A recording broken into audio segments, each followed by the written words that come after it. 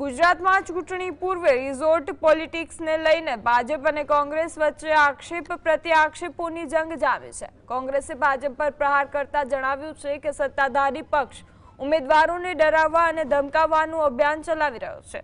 ભાજપ લોકશાહીનું હનન કરી મતદારોને મતદાનથી દૂર રાખવાના પ્રયાસો કરી રહી છે તેવા ગંભીર આક્ષેપો કરવામાં આવ્યા છે। સામે પક્ષે કોંગ્રેસે ચીમકી આપી છે કે હવે ગુજરાતની જનતા જ ભાજપ ભગવો અભિયાન શરૂ કરશે।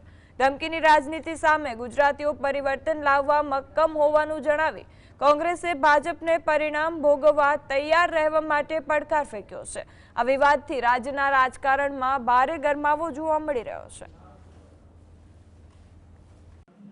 અને હવે ગુજરાતની જનતા એક નવું અભિયાન લઈને આવશે કે ભાજપ ભગાવો અભિયાન।